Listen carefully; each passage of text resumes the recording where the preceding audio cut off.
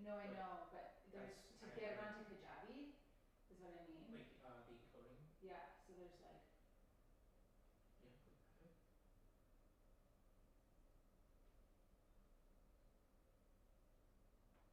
Can you just send me that? Yep.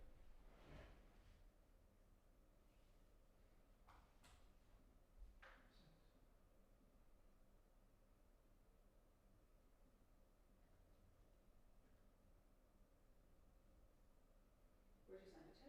Your text message. I can email it to you. Just give me a sec.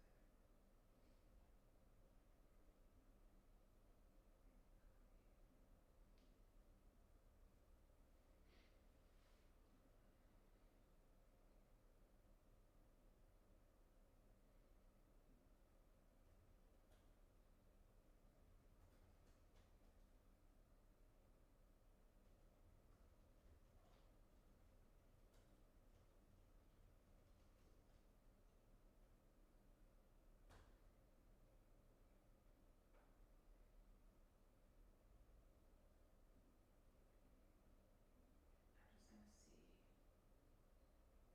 There should be able to. How do you? There's got to be a video ID. That's where I found my last one, so I can upload it onto.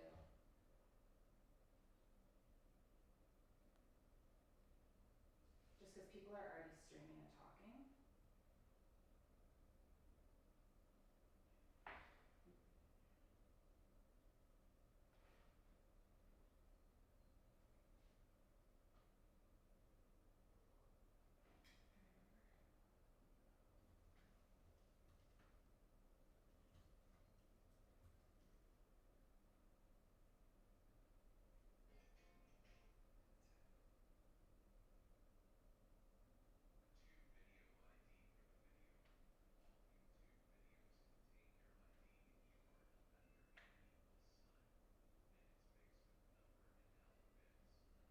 Like with it's saying it up top here. It looks. Oh wait, but what's the number there?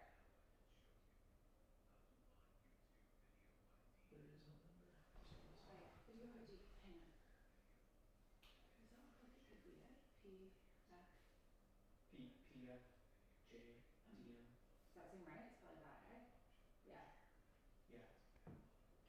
Okay. Let's see if this works. Whenever there's starving people in the world, life will go on.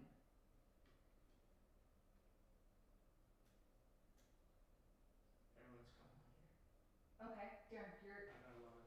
We're live. Yeah. We're good? We're good? Yeah, we're good to go. Okay, so are we live at this very moment? It shows to be Yeah, we are live.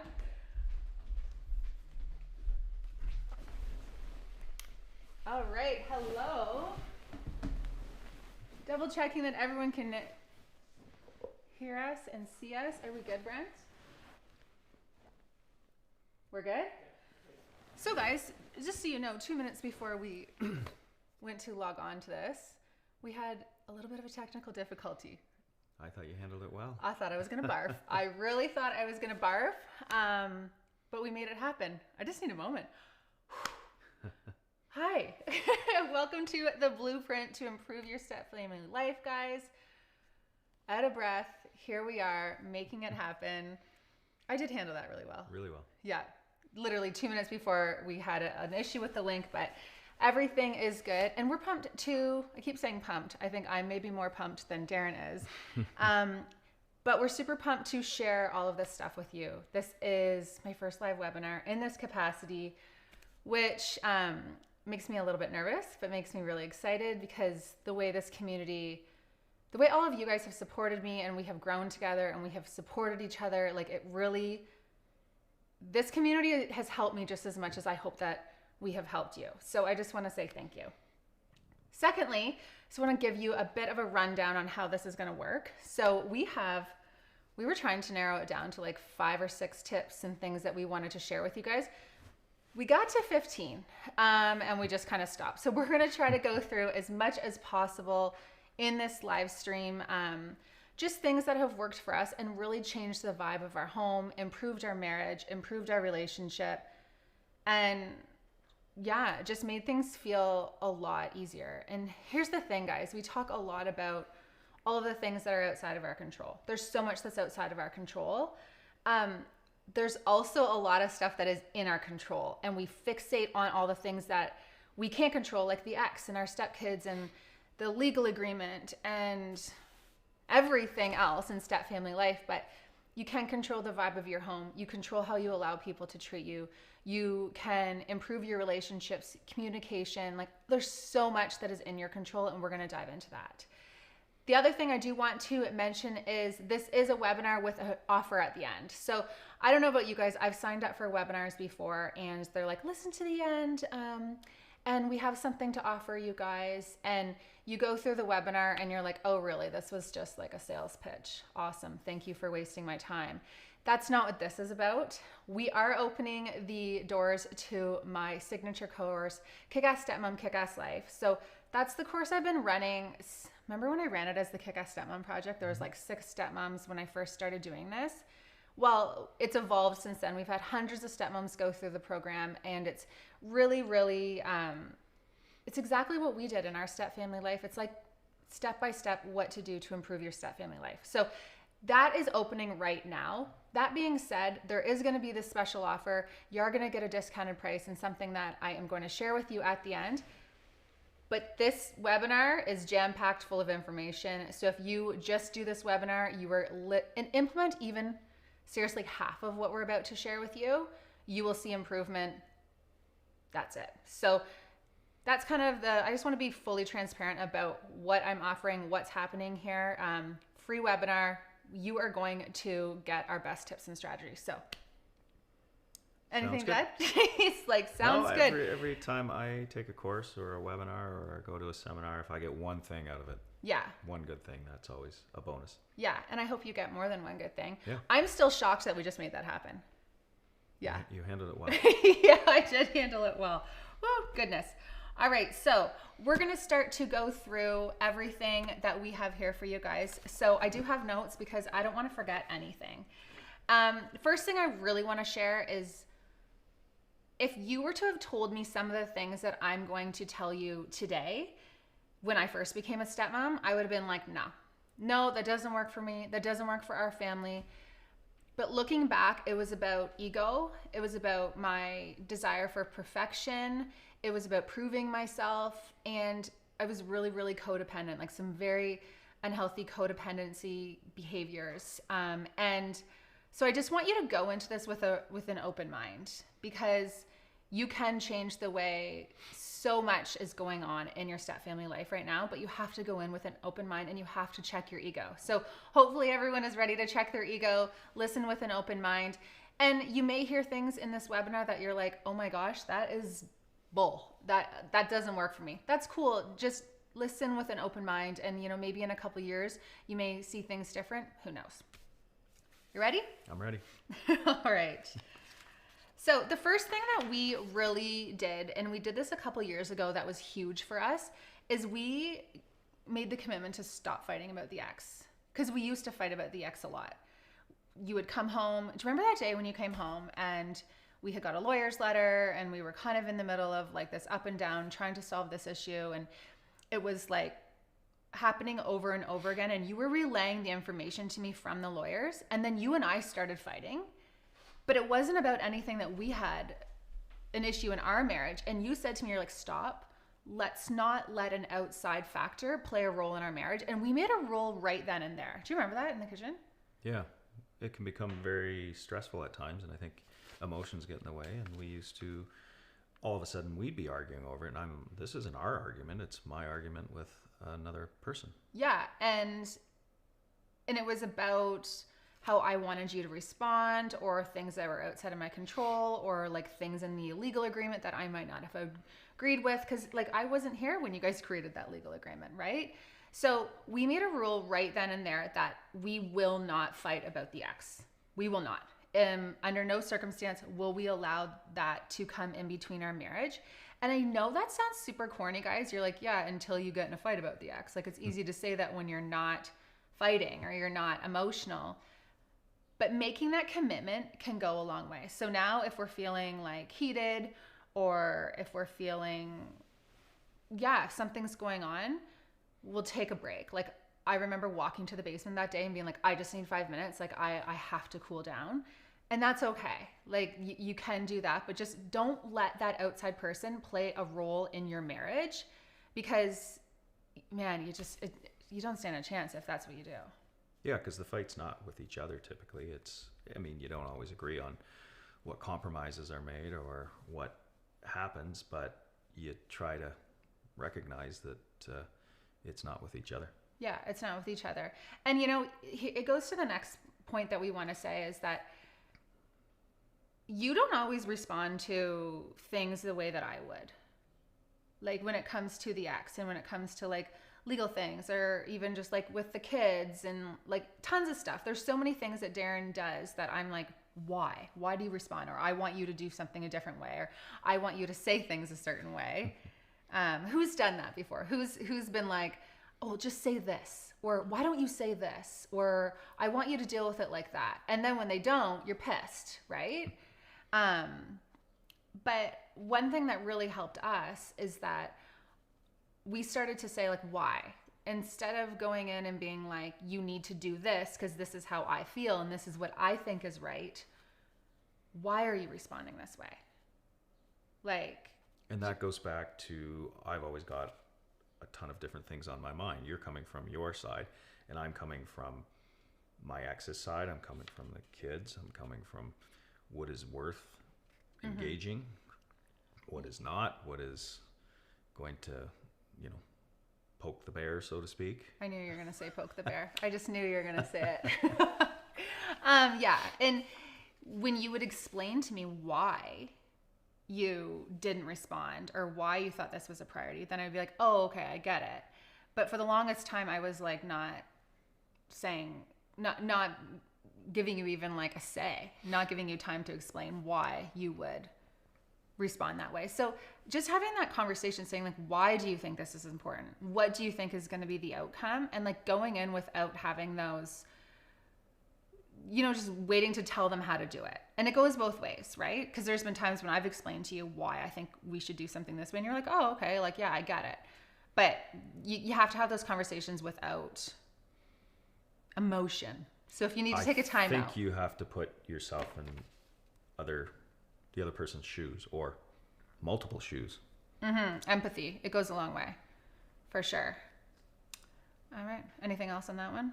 No? I don't think so. Next thing that's really helpful, guys, and this you might be like, oh, this is corny, Jamie. It's corny, but it's true. The vibe of your house. Like, what is the tone when people walk in your home? How do you want people to feel? So I can guarantee you there's people who are listening to this live stream, who are watching the replay, who can feel the tension when their stepkids walk in the door, or when they're pissed at their husband or their partner because they haven't responded in the way they wanted them to, or just that energy. Do you know what I'm talking about? Like the energy when you walk into the home. Yeah, nobody wants to walk into a home where you can cut the tension with a knife, or it's uncomfortable, or certain people are uncomfortable. It's not a nice environment. No. And trying to keep that environment, even at the worst times, upbeat and positive and safe. And safe. Kids want to feel loved and they want to feel safe. When you would let little things bother you, and it would You're talking about me? Yeah, a little bit. Well, it would change the vibe of the house. When you were ticked off, you make it known. Yeah, I do. So it's you do good. Too.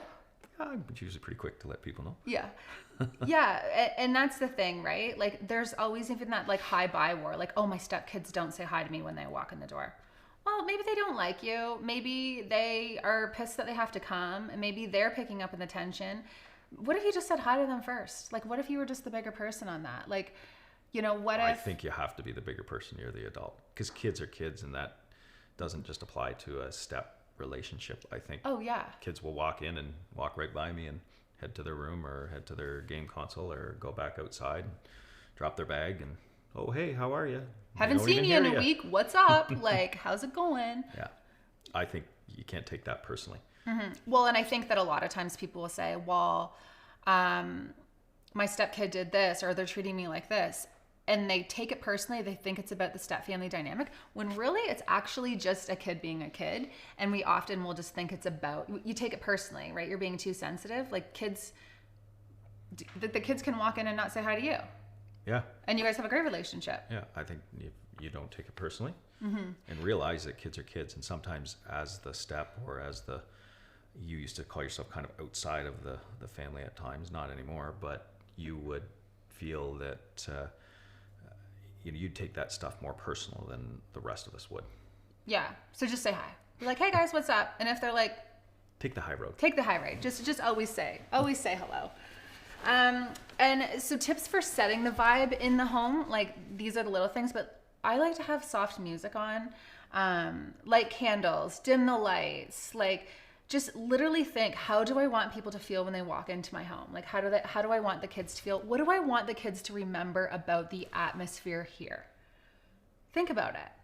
Right? And I'll let you guys think about that, because you guys are all going to do different things in your own home. But that's something I've been really focusing on this year. And it's made such a difference. Like I really, especially during COVID and lockdown, I was like, what is the vibe of this house? And how does it make people feel? Speaking of that, you can probably share a little bit about this. Remember when the kids were young and I would have issues with the kids and I'd come to you and be like bombarding you with all the things the kids were doing to piss me off? Oh, it was like having a tattletale in the house. Yeah.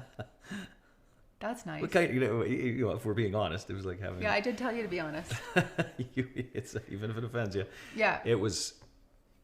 And that, especially when I would just walk in the door, when you would come running up and Oh, sometimes I'd meet you outside. Oh, yeah. I wouldn't even get out of the car. I could see you coming. I'm like, oh, this is not what I need after a long day at work. And you would be right on me. And I'm like, can I just get undressed and relax for a minute before we get into this? But I would you'd totally... say, this is what's going on. And so I think that set a bad vibe, back to your other one, right away when we'd walk in and there'd be tension. I think that's something that you want to tell me what's going on. Obviously it's very important, but give it a few minutes and do it at the right time and decide whether it is really worthy of telling me. If it was just somebody didn't clean up their room or something like that, is that really worth jumping on me as soon as we get home?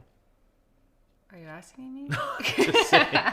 No. Pointing a few things out from previous years. Oh, Anyways. I know. I used to do that all the time. Or I'd call him at work and be like, this is what's happening. It's like, that's not nice for anyone. No one wants to live like that, right? Like, so really think about how you're communicating what your issues are, and like give yourself time to just chill.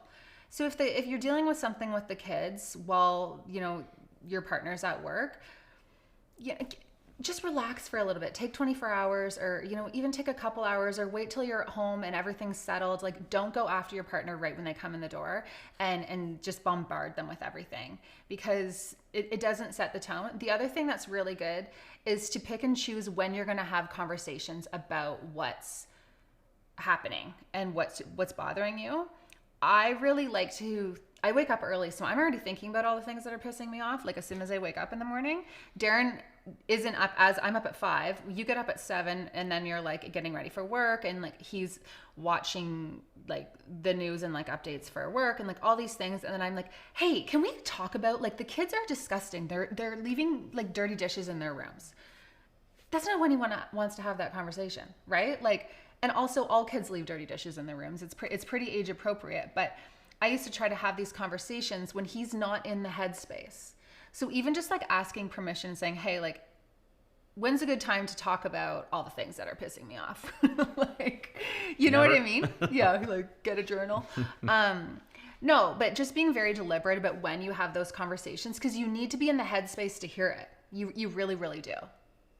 Oh, absolutely. And yeah, mornings I'm usually busy. It's not a great time. No, it's not a great time. Like, how many times did I try to talk to you and you'd walk out the door, and then we would get into an argument because I was like, you're not hearing me. You don't think this is a priority. And you're like, seriously, lady, I got to get to work. Like, I just don't have time for this conversation right now. I'd feel unseen. I'd feel unheard. I felt like my opinion didn't matter. And you're like, no, I just got to go to work. Can we like talk later? Yeah. Timing is important in this kind of thing. Yeah. You'd be very particular You about... come in and bombard me with something and I'm not in the mood, or I'm busy with 10 other things on my mind. It's not a great time to have a conversation and over vice versa. a dish. Yeah. a better dish. And you used to do that too. You'd call me at work and you'd start, and I'm in the middle of stuff. Can we talk about this later tonight when I get home? No. Because you'd want to address it right now. Right. So anyway. So that is important to pick your battle, pick your time. Mm-hmm. Yeah. And me too. Yeah, I mean, it's the same thing. It makes a huge, huge difference.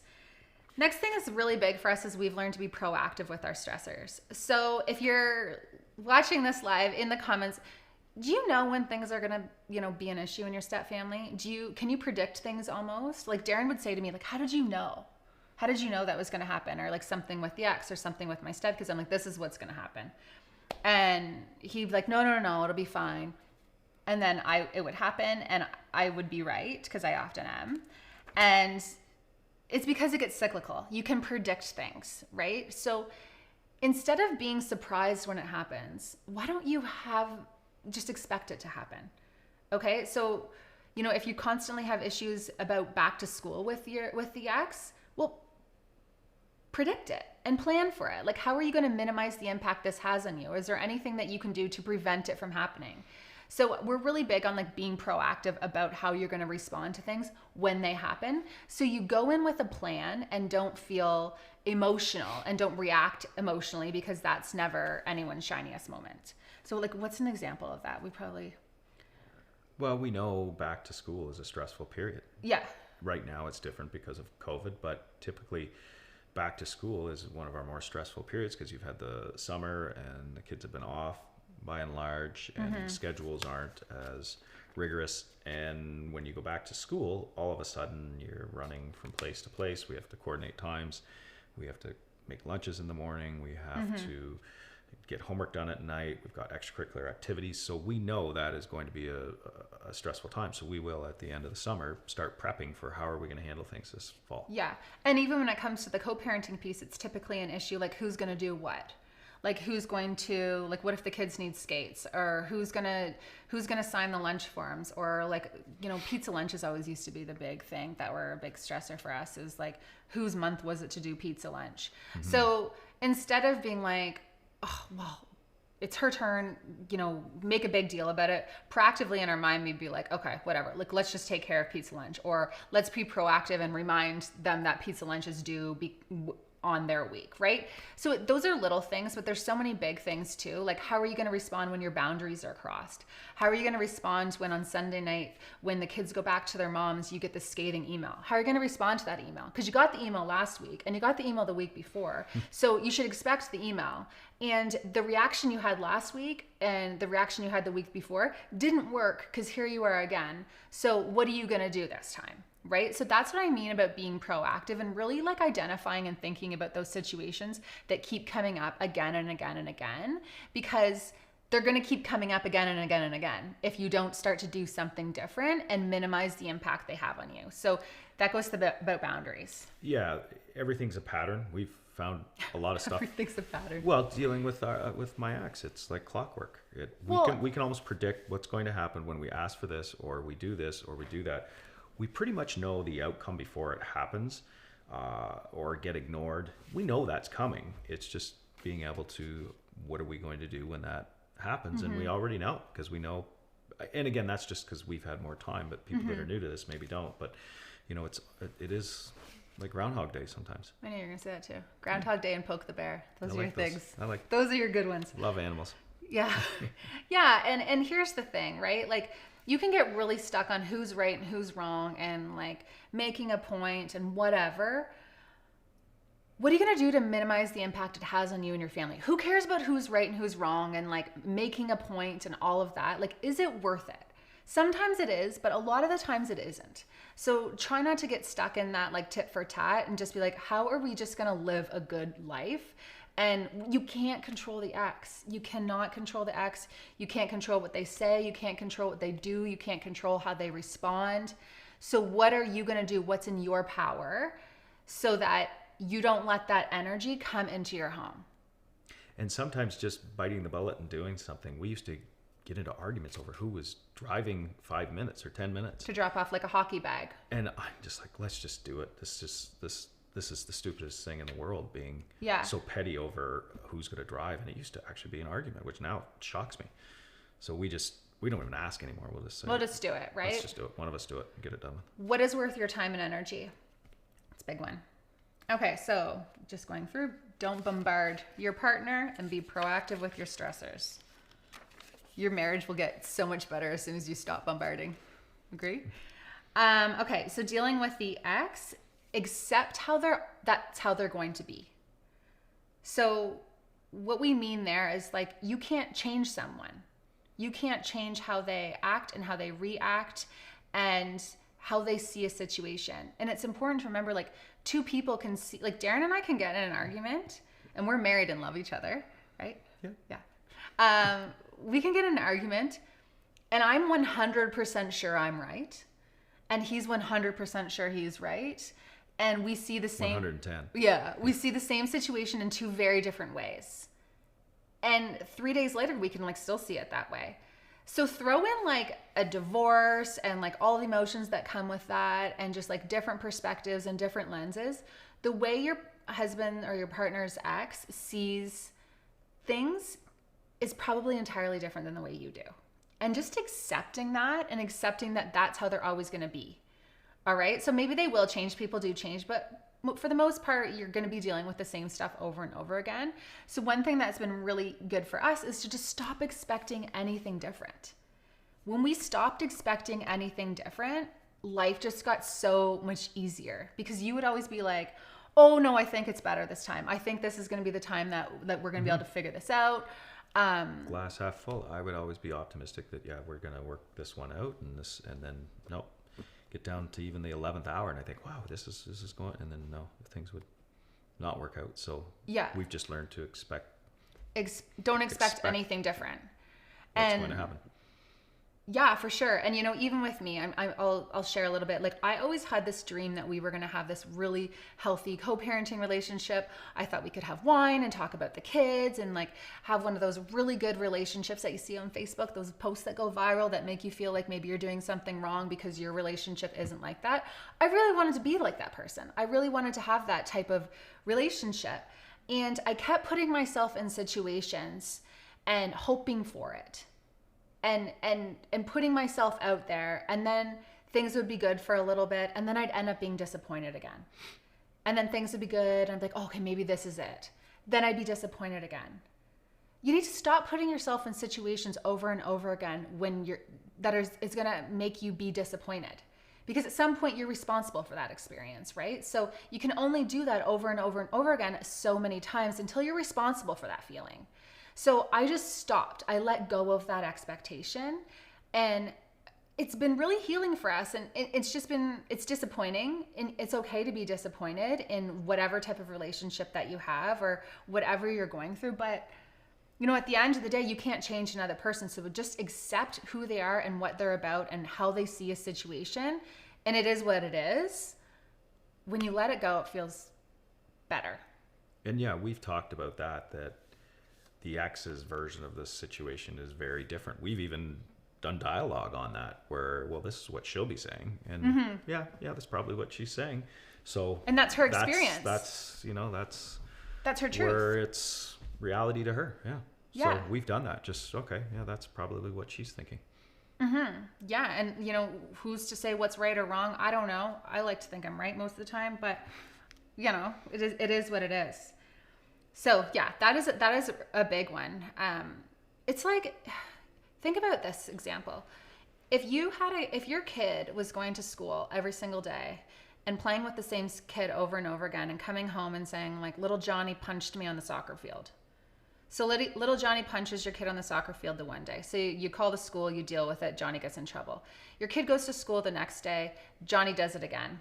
Maybe Johnny doesn't do it on Wednesday, but Johnny does it again on Friday, and then next Wednesday, and then next Thursday.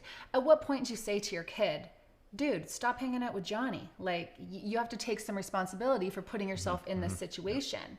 So think about that, right? Like, I like that analogy.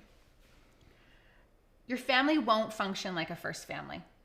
That's something that is really, really big to understand. A lot of stepmoms and partners come in with expectations on how relationships are going to be, on how people are going to react to each other, and what their family is going to function like. And then they're left feeling disappointed because they have these expectations. just remember your family won't function like a first family, or at least not all the time. And as soon as you accept that and let go of the fact that life is not going to look the way that you maybe dreamed about when you were 5, 6, 12, 16, whatever, that's really, really helpful, because you're going to be disappointed because you can't decide, you can't control how other people are going to view this family and view you and the relationships. Like, there's so many moving parts in blended families. So just letting go of that, you can be disappointed. You can grieve that. You can sit in that disappointment and be like very present in that.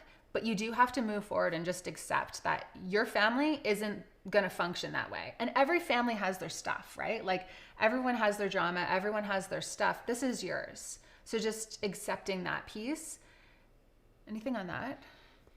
It does. It feels like family, and that's. But yeah, it functions different than a normal family. Yeah. Or is there a normal family? What is normal now?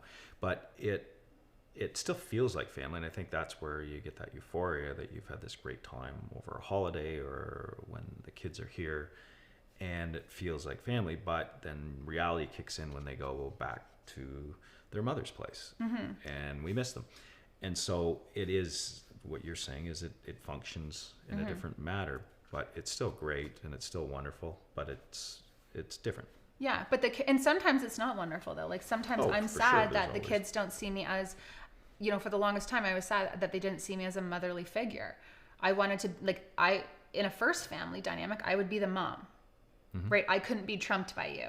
I wouldn't have to ask permission to, like, I would be able to do all the things that the moms do, but we don't get to do that. And I think that's where a lot of stepmoms really like feel like they have to mourn the loss of the family that they thought they would have. And then there's the concept of subfamilies. That's really helpful. So like understanding, like, so in our family, the concept of subfamilies, we have one large family. So my stepkids, there's 4, I have 3 stepkids, our daughter Reese, and then my husband and I. And then you guys are a family. You and the kids, you had a family unit before I was part of it. And then we have you, Reese, and I, we're kind of function as a family on some weeks. Like, there's different subfamilies within that family unit. That also eases a lot of people's anxiety because, yeah, we do get to function like a family when it's just the 3 of us. And then you guys get to do things alone and have that bond. And that's all okay. It's all okay for everyone to kind of do things separately within that family unit as well. Yep. Clear as mud? Yep.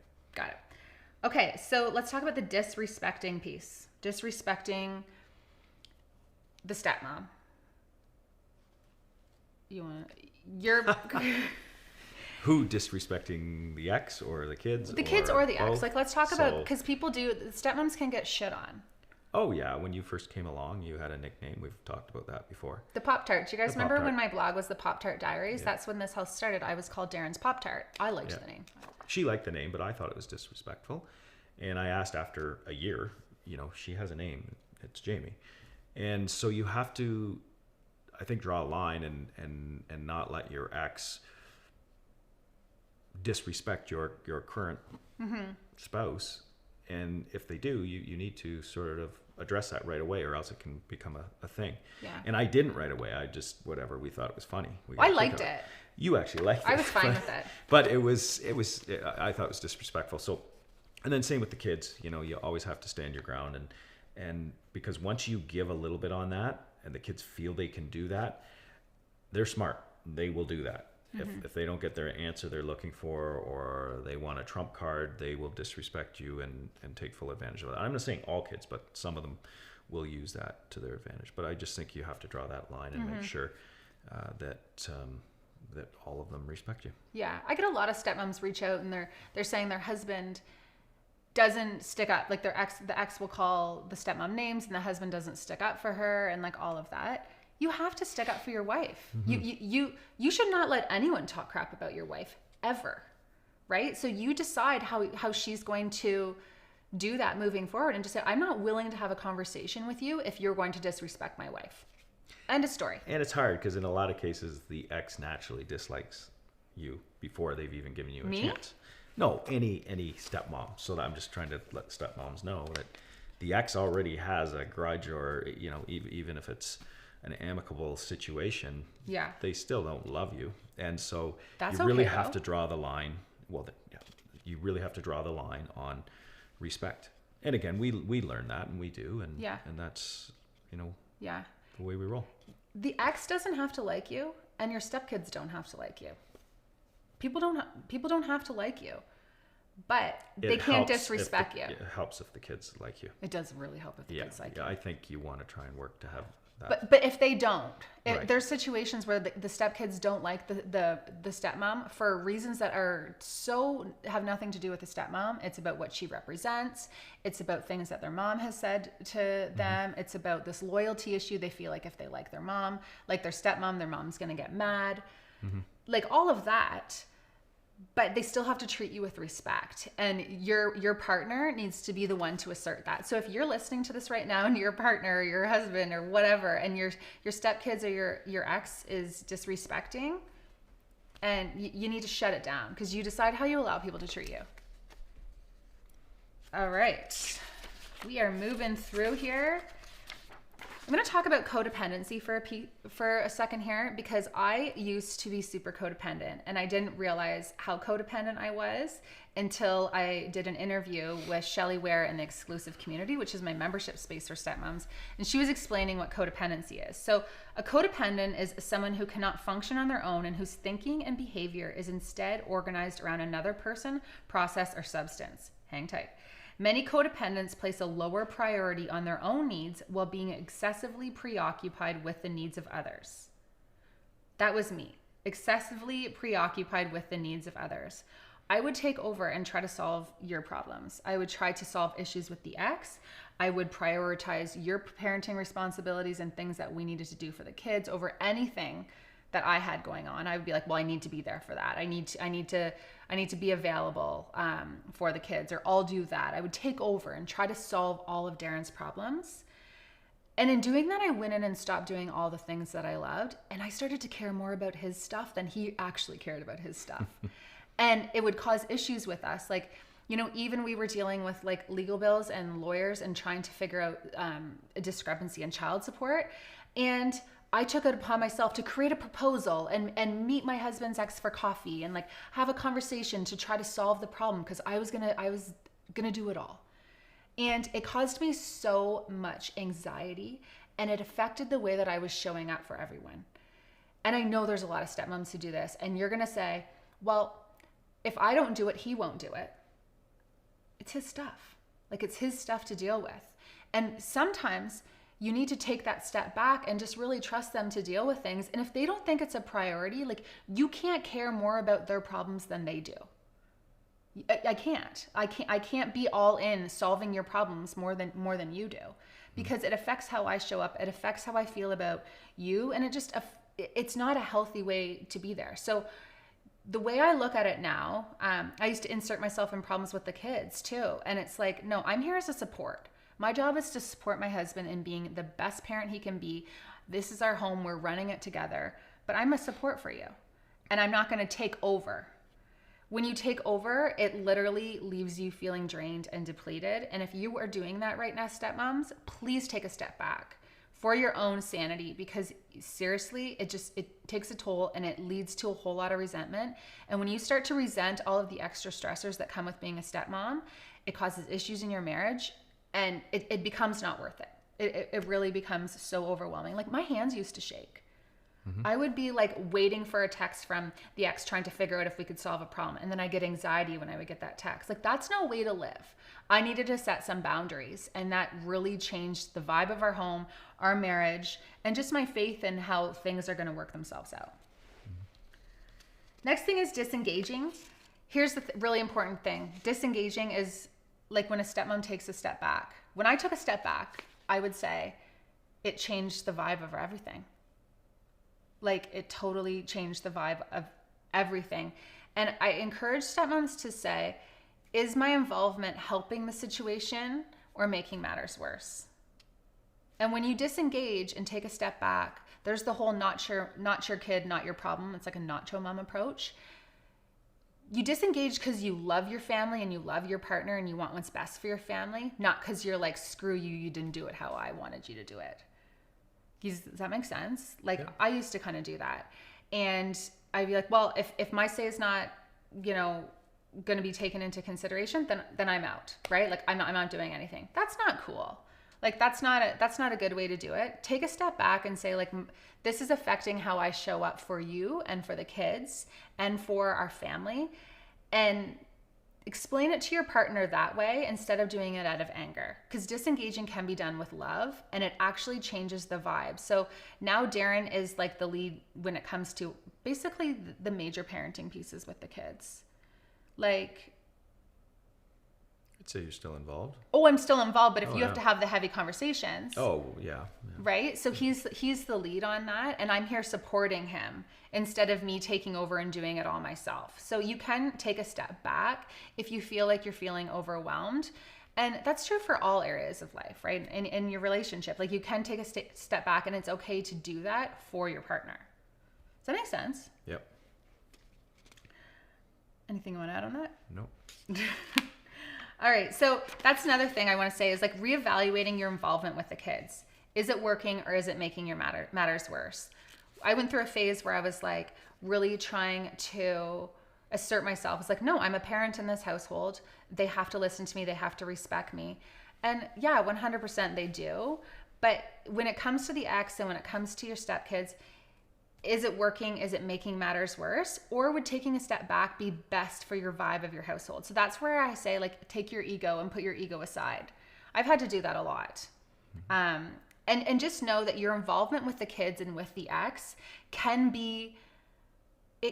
change. Like, there's times when I'm all in, and then there's times when I'm all out. Mm-hmm. And it can totally change, and it can ebb and flow. Yep. You're going to like this one. You were quiet on these ones, but you're going to like this one. The communication piece.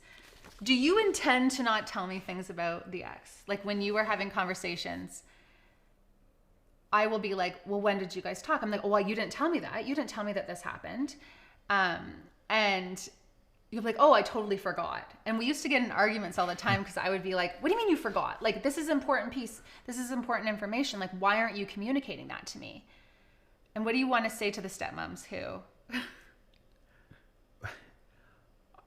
You know, you're very detail oriented, and you want to know, well, what was said about this, what was said about that, and what was just a 2-minute conversation, or it was just a quick email. And like, what did they do with their hand? You want to know details, and to me it was just, I don't know, it was just, you didn't intend not to tell me. Yeah, it's just another quick conversation. But I think that's part too, because you're not engaged anymore. You want to know, how are you dealing with this, and it's still important to you, and how are you going to deal with this? And I think that is the big piece when it comes to that. But if we forget every little detail, I don't think it's a big deal, because you know, again, I'm not as detail oriented on that stuff. Usually it's sort of what is the result of the conversation. But even like, you'd sometimes have conversations and not tell me about them. And you're not doing that on purpose. It took me a long time to recognize, like, you're not doing this on purpose. You just aren't thinking about it anymore. And I think women, and I don't mean to generalize, but I kind of do mean to generalize, we tend to be consumed about things and really mull things over and like overanalyze things and all of that. And you guys don't. Like, you've dealt with it and you've moved on. You're not thinking about it as much as I am. So if you want to know stuff about things that are going on with your partner and sex, just ask. Just ask them. And don't expect them to always tell you everything, because they probably just forgot. Like, it's not their intent. They just forgot. Yeah. And then the last thing, in this long-winded, but hopefully these tips are really helpful, I do think that they will be, is asking your partner, what do you need from me? So you have to check in with your partners. Like, what do you need from me right now to show up as our best? Or what do you need from me this week when the kids come? Like, making that plan for when the kids come, who's going to be doing what, how do I need you to react? How do I need you to show up for me this week? What do I need you to understand? Like, just asking each other, what do you need from me, can go a long way. And hearing each other out. So you've said to me, like, I need you to lay off. Yeah, I think it's really important to have that open conversation and talk about, you know, maybe you just need to take the pressure off me and not worry so much about this at this moment, because I've got a busy week with work, or the kids are busy, and that can be one of the things. The other thing I think sometimes is just, it's good to reach out and say, hey, how can I support you? Well, you know what, it would really help if you would do this, or let's go out on Friday night together so I can blow off some steam, so to speak. And those are all great conversations to have, is what can I do for you, and what can I do to help you? And yeah, we got into a good habit of when we're stressed. I think we've been doing that. Yeah, I think we've been doing that more and more. Is there anything you need from me? Especially when you can see that the other person is busy, and that's just in marriage too, or I just got a lot of stuff going on. It's great when you'll say, I'll do this for you, I'll do that for you. It's like, oh, thank you so much. Or just, support. Why don't we watch a movie tonight at 9:00? Shut everything down. I'll still be working at 7 at night, and you'll say, what about 9:00? Date in bed, Netflix, make out. So those are all great ways to support. And then you'll often get me to open up sometimes when I'm not opening up about things. Yeah. And even I'll say, what do you need from me this week? He's like, I really need to spend some one-on-one time with the boys. Cool, right? Like, so you're just kind of on the same page about what that person has on their agenda that week, and just having that open communication. That question can go a long way in so many different circumstances. And I think, again, I think that would be like one of the big things that's really changed how we show up for each other. Yeah, and that's a good one too, when you will ask and I say, I would like to spend time with my oldest daughter, or we want to look at schools. And a lot of times I'd be stressed about bringing that up because we're going on and I feel like I'm taking time away from other things. And when you come to me and say, what do you need? Oh, well, I want an afternoon with her, or I want an afternoon with the boys, or I want to take Reese, to the park today at 6:00. Yeah. And you'll be, that's great. Yeah. So, or I'll say, I need to sit in my room and read a book for 30 minutes and have no one say my name. And then we can help each other make that happen. So just being really, really open about what you need and what's going on is such a really good thing to understand. And the one thing that I want to add on that is when you're having conversations about how you're feeling and things you're struggling with in your step family life, going in with this disclaimer, and if you're in the membership, the exclusive stepmom community, you hear me say this all the time. But we'll go in with a disclaimer saying, like, I don't need you to understand why I feel this way, or respect, or I don't need you to agree with how I'm experiencing this. I just need you to respect that this is how I'm experiencing it right now. And going in with that disclaimer is just saying, like, you might think this is crazy that I have this insecurity as a stepmom, but honey, this is how I'm feeling right now. Like, I need your support with it. Like, this is what I need from you right now. That can go a long way too. And that's good, because I don't always get. No, you do not. I do not understand sometimes why you're feeling like that. Why would you be feeling like that? That's crazy. It's irrational. Yeah, not a normal feeling. And then you explain to me why you are feeling that way. Yeah. And sometimes it takes me a little time to go back and digest it, but yeah. Anyway, to wrap up those tips, guys, it's really about picking your battles, playing the long game. I love to ask myself, like, what would my 95-year-old self say? Like, if you're 95 years old, looking back on your life, what would you say about, like, your reaction to this stressor? Like, is it actually worth it? Is it actually that big of a deal? So that's been really helpful for us. But yeah, check your ego, take a step back, love on your partner, support them. That's kind of what we're thinking. So yeah, that's what we have for the blueprint, guys. You know what? I hope you took notes. There's going to be a recording. If you want to go back, take some notes on this. I highly recommend listening to this and then listening to it again, because it really, really did, all of this stuff change the game for us. It changed the vibe.